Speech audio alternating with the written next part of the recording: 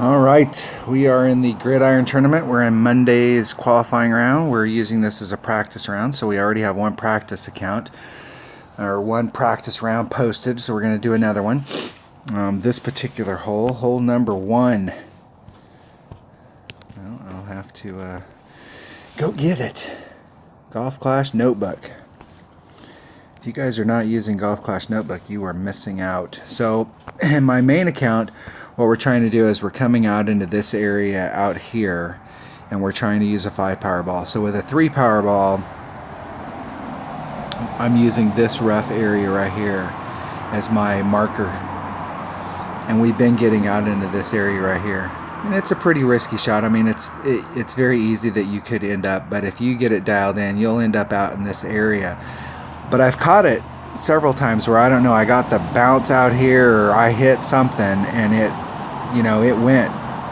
So this is a shot that you can do to try and get yourself closer up here. But with this account, we don't have any 4 power balls. So we're just going to do the pure layup shot out here so I can show you. So if you don't have, like this account, you don't have 5 power balls, or you just don't feel comfortable doing those big hook shots, the deal on this hole is that you can give yourself an albatross shot every time by just laying up out here with a quarterback. So that's exactly what we're going to do here. We're just going to lay up with a quarterback. And you're not even using everything on that quarterback. And then our second club, you can bring any club. Distance is really not that big of a factor unless you lay up way too short. And you can use pretty much any ball here, but we're going to use a ball that's going to cut the wind down a little. So our choice is a Navigator or a Katana, and we can get it done with either one. But just to make sure, because we're going to bring our sniper, we're going to bring just a little bit bigger ball just to help us out on that second shot, just in case we do kind of short shoot it, since we're laying up. And anytime you use your quarterback, a good ball to go with it is a Kingmaker. But here we don't need a lot of curl. So a lot of times when you're using your quarterback, you're bringing it because it can pinpoint accuracy, get you around a corner, whereas the extra mile, it's a little bit tougher. I know there are other drivers in the game, and as you go up, you're going to find out the uses of the Thorn's Hammer and the Apocalypse, especially when you get the Apocalypse to level 5 and above. Then you're talking about some real serious clubs. Thor's Hammer gets really good when it gets to level 5. Alright, we are on hole number 1. We're just going to do a nice simple layup shot here. We're not going to try and get, you can get up in here by doing this shot right here and trying to max overpower it and curl it up there, but we don't need to do that. We're just going to do a nice little layup shot and just try and stop it right out there in the middle. We're not even going to try and walk around the corner. We're just going to lay it up. We don't want to do anything here that requires any effort other than just trying to hit it perfect and just hit it straight down the field. No curl, no side spin to speak of, just laying it up. And we're in just about the best spot for that layup shot. We wouldn't want to really be any farther. The problem here is that it's very deceiving on how far you can get out and trying to make curl go around this bend. So, and they've changed this course from its original configuration, and originally it was very easy to get out of bounds right there. The trees used to come all the way up, and that second cut there was actually out of bounds. So if you got around that corner and didn't walk it all the way around the corner and got stuck out there in the rough, you could very easily be OB, and you're in big trouble. And those goalposts are in play. So us doing these big hook shots, those goalposts are in play. So you can see our opponent walked it around the corner and picked up a little bit of distance on us. Now they may be from that spot. Let's see where they're at. They may be in their maximum long iron.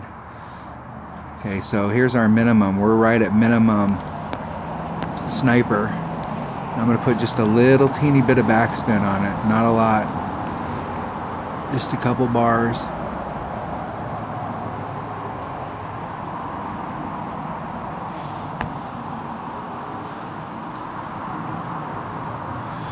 And we're going to do, it's about 1.5 per ring when it's at minimum. So there's 3. So we're going to do just a titch shy of 2 rings.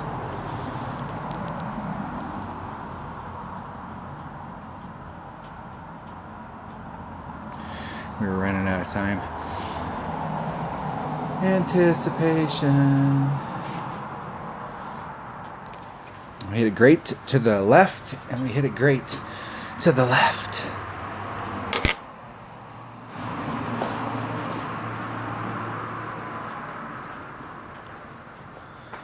See how our opponent does. So that was our albatross shot. So I mean, that's not the best albatross shot in the world, but it's not the worst albatross shot in the world either.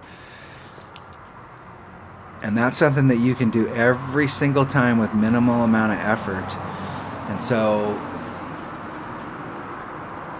there's going to be a group of people that are going to come into this hole and are going to go, yeah, I'm going to get an albie, I'm going for albie, and end up with a birdie.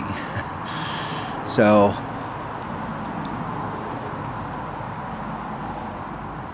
getting a consistent shot every single time you come here for albatross is not necessarily a bad thing, especially with the amount of effort that you have to put out to get to it.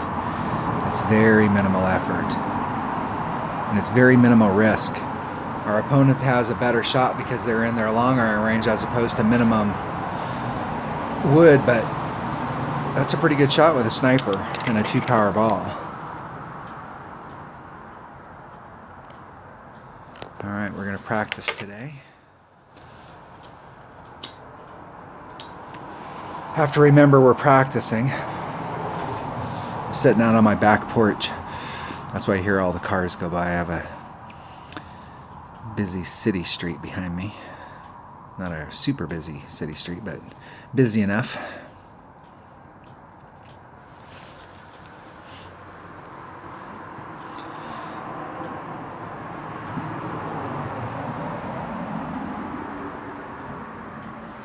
Alright, there we have it. That was hole number 1 of the Gridiron tournament. It's on Monday's qualifying round. Thanks for watching.